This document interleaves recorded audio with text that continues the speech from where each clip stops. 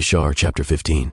And in that year there was a heavy famine throughout the land of Canaan, and the inhabitants of the land could not remain on account of the famine, for it was very grievous. And Avram and all belonging to him rose and went down to Mitzrayim on account of the famine. And when they were at the brook Mitzrayim, they remained there some time to rest from the fatigue of the road.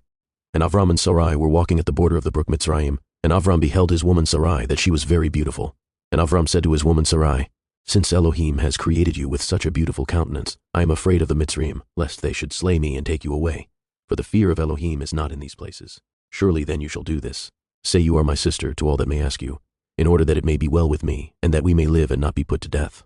And Avram commanded the same to all those that came with him to Mitzrayim on account of the famine. Also his nephew Lot he commanded, saying, "If the Mitzrayim ask you concerning Sarai, say she is the sister of Avram." And yet with all these orders Avram did not put confidence in them. But he took Sarai and placed her in a chest and concealed it amongst their vessels. For Avram was greatly concerned about Sarai on account of the wickedness of the Mitzrayim. And Avram and all belonging to him rose up from the brook Mitzrayim and came to Mitzrayim. And they had scarcely entered the gates of the city when the guards stood up to them, saying, "Give tithe to the king from what you have, and then you may come into the town." And Avram and those that were with him did so. And Avram with the people that were with him came to Mitzrayim. And when they came, they brought the chest in which Sarai was concealed, and the Mitzrayim saw the chest.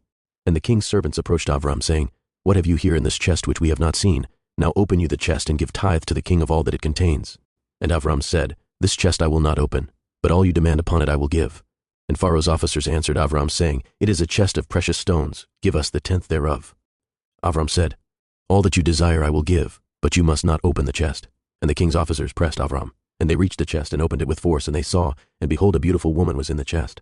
And when the officers of the king beheld Sarai, they were struck with admiration at her beauty. And all the princes and servants of Pharaoh assembled to see Sarai, for she was very beautiful. And the king's officers ran and told Pharaoh all that they had seen, and they praised Sarai to the king. And Pharaoh ordered her to be brought, and the woman came before the king. And Pharaoh beheld Sarai, and she pleased him exceedingly, and he was struck with her beauty. And the king rejoiced greatly on her account, and made presents to those who brought him the tidings concerning her. And the woman was then brought to Pharaoh's house, and Avram grieved on account of his woman, and he prayed to Yahweh to deliver her from the hands of Pharaoh. And Sarai also prayed at that time and said, "O Yahweh Elohim, you did tell my Adoni Avram to go from his land and from his father's house to the land of Canaan, and you did promise to do well with him if he would perform your commands. Now behold, we have done that which you did command us, and we left our land and our families, and we went to a strange land and to a people whom we have not known before. And we came to this land to avoid the famine, and this evil accident has befallen me. Now therefore, O Yahweh Elohim, deliver us and save us from the hand of this oppressor, and do well with me for the sake of your mercy." And Yahweh hearkened to the voice of Sarai, and Yahweh sent an angel to deliver Sarai from the power of Pharaoh. And the king came and sat before Sarai, and behold, an angel of Yahweh was standing over them. And he appeared to Sarai and said to her, "Do not fear, for Yahweh has heard your prayer." And the king approached Sarai and said to her, "What is that man to you who brought you hither?"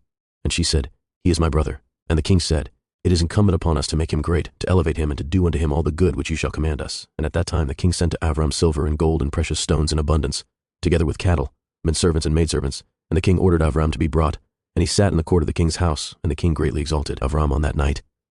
And the king approached to speak to Sarai, and he reached out his hand to touch her, when the angel smote him heavily, and he was terrified, and he refrained from reaching to her. And when the king came near to Sarai, the angel smote him to the ground, and acted thus to him the whole night, and the king was terrified. And the angel on that night smote heavily all the servants of the king, and his whole household, on account of Sarai. And there was a great lamentation that night amongst the people of Pharaoh's house. And Pharaoh, seeing the evil that befell him, said, "Surely on account of this woman has this thing happened to me." And he removed himself at some distance from her, and spoke pleasing words to her. And the king said to Sarai, "Tell me, I pray you, concerning the man with whom you came here." And Sarai said, "This man is my man, and I said to you that he was my brother, for I was afraid, lest you should put him to death through wickedness." And the king kept away from Sarai, and the plagues of the angel of Yahweh ceased from him and his household. And Pharaoh knew that he was smitten on account of Sarai, and the king was greatly astonished at this. And in the morning the king called for Avram and said to him, "What is this you have done to me? Why did you say, 'She is my sister'? Owing to which I took her unto me to be my woman, and this heavy plague has therefore come upon me and my household. Now therefore here is your woman. Take her and go from our land, lest we all die on her account." And Pharaoh took more cattle, menservants and maidservants, and silver and gold to give to Avram, and he returned unto him Sarai his woman. And the king took a maiden, whom he begat by his concubines, and he gave her to Sarai for a handmaid. And the king said to his daughter, "It is better for you, my daughter, to be a handmaid in this man's house than to be mistress in my house, after we have beheld the evil that befell us on account of this woman." And Avram arose, and he and all belonging to him went away from Mitzrayim. And Pharaoh ordered some of his men to accompany him and all that went with him. And Avram returned to the land of Canaan, to the place where he had made the altar, where he at first had pitched his tent. And Lot the son of Haran, Avram's brother, had a heavy stock of cattle, flocks and herds and tents, for Yahweh was bountiful to them on account of Avram. And when Avram was dwelling in the land, the herdsmen of Lot quarreled with the herdsmen of Avram, for their property was too great for them to remain together in the land. and the land could not bear them on account of their cattle. And when Avram's herdsmen went to feed their flock, they would not go into the fields of the people of the land, but the cattle of Lot's herdsmen did otherwise, for they were suffered to feed in the fields of the people of the land. And the people of the land saw this occurrence daily, and they came to Avram and quarreled with him on account of Lot's herdsmen. And Avram said to Lot, "What is this you are doing to me, to make me despicable to the inhabitants of the land, that you order your herdsmen to feed your cattle in the fields of other people? Do you not know that I am a stranger in this land amongst the children of Canaan, and why will you do this unto me?" And Avram quarreled daily with Lot on account of this, but Lot would not listen to Avram, and he continued to do the same, and the inhabitants of the land came and told Avram. And Avram said unto Lot, "How long will you be to me for a stumbling block with the inhabitants of the land? Now I beseech you, let there be no more quarreling between us, for we are kinsmen. But I pray you separate from me, go and choose a place where you may dwell with your cattle and all belonging to you, but keep yourself at a distance from me, you and your household. And be not afraid in going from me, for if anyone do an injury to you, let me know, and I will avenge your cause from him, only remove from me." And when Avram had spoken all these words to Lot, then Lot arose and lifted up his eyes toward the plain of the Jordan. And he saw that the whole of this place was well watered, and good for man as well as affording pasture for the cattle. And Lot went from Avram to that place, and he there pitched his tent, and he dwelt in Sedom, and they were separated from each other.